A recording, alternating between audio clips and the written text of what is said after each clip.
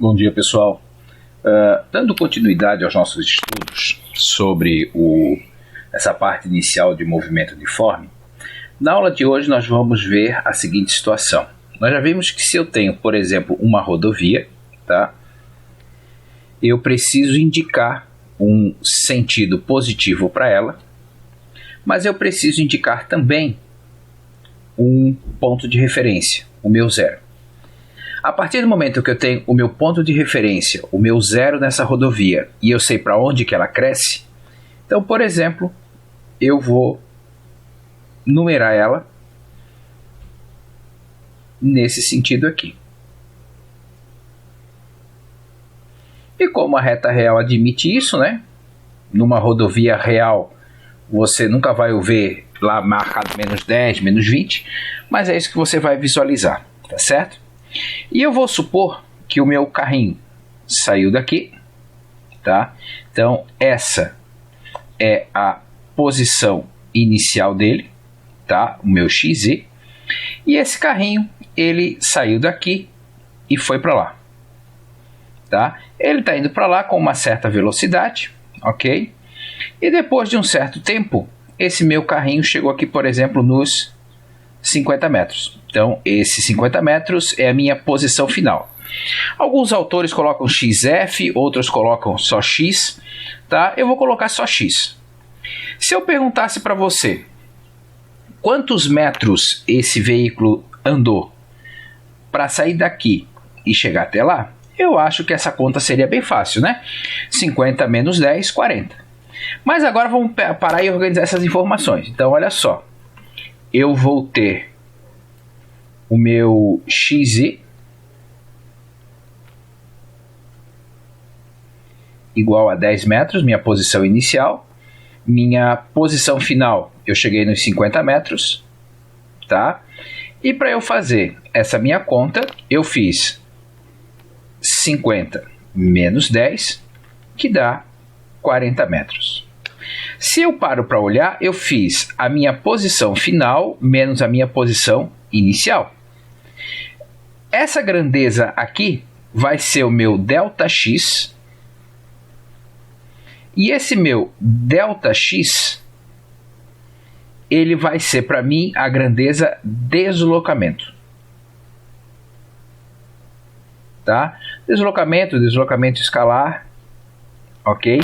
Basicamente, esse deslocamento vai me representar quantos metros ele andou num determinado movimento, tá? Mas agora, olha só, eu vou replicar aqui a minha reta, ok?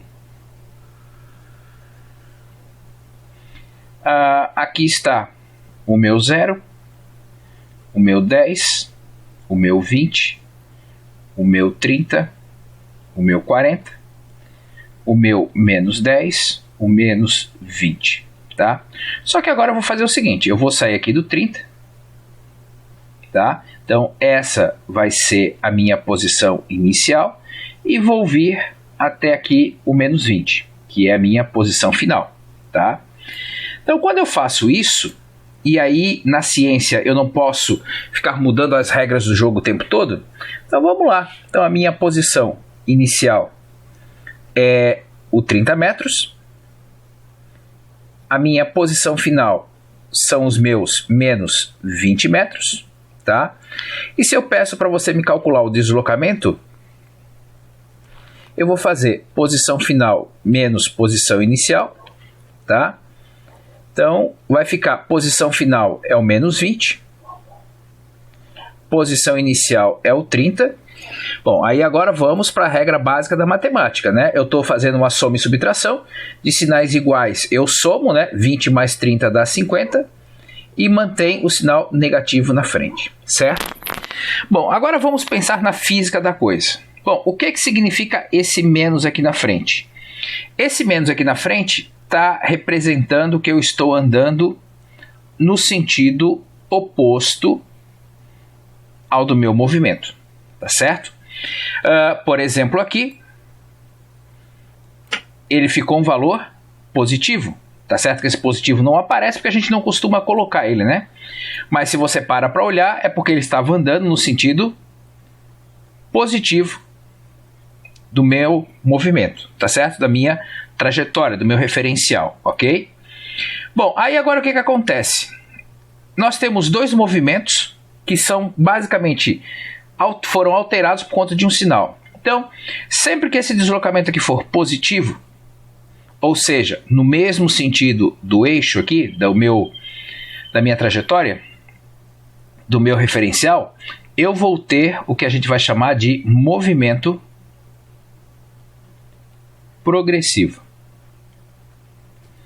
Sempre que a gente tiver essa situação aqui, tá? Eu vou ter um movimento retrógrado. Ok? Então aqui, ó, esse menos simplesmente está me dizendo que ele está oposto à marcação da rodovia. Então ele andou 50 metros no sentido contrário.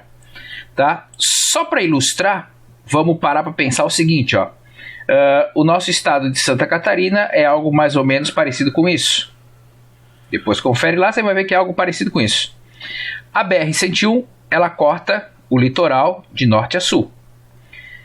Quando você chega lá na divisa com o Paraná, você vai ver que aqui está o quilômetro 0. Aí vem o quilômetro 10, quilômetro 20. Tá? Aqui na Grande Florianópolis é mais ou menos o quilômetro 200. Então o que acontece? Quando eu estou andando na rodovia no sentido norte-sul, tá? Eu estou andando no sentido em que cresce a marcação da rodovia. Então quer dizer que nesse caso o meu ΔX seria positivo, movimento progressivo. Quando eu estou saindo de Florianópolis indo para Curitiba na rodovia BR-101 no estado de Santa Catarina, porque o quilômetro 0 sempre muda, sempre inicia quando muda de um estado para o outro, tá?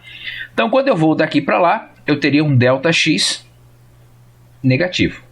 Só que na realidade, na rodovia real, o que o pessoal fala? Ah, eu estou aqui no sentido sul da BR-101. Eu estou aqui no meu sentido norte da BR-101. Ok? Mas é exatamente a mesma situação. Movimento progressivo e movimento retrógrado. Tá certo? Bom, agora olha só. Vamos para uma última situação de análise para a gente parar e pensar. Ok? Então eu tenho aqui a minha reta real. Aqui está o 0, o 10, o 20, 30, 40, 50, 60. Qual vai ser o meu movimento? Eu vou sair aqui do 0, tá? Então essa é a minha posição inicial. Vou até o 60, tá? Do 60 eu vou voltar para o 30. E a pergunta que vai ser feita sobre isso é: calcula para mim qual é o deslocamento que esse objeto percorreu. Bom, o deslocamento, por definição, eu preciso saber a posição inicial, que está bem claro, ele saiu do 0 metros. Mas e a posição final? Onde é que ele terminou? Bom, ele terminou na posição 30 metros. Tá? Então, nesse caso aqui, o meu ΔX, ele vai ser a posição final menos a posição inicial, 30 menos 0, que é 30 metros. Entretanto, ele não andou só 30 metros, certo? Bom, que grandeza é essa que muda essa regra do jogo?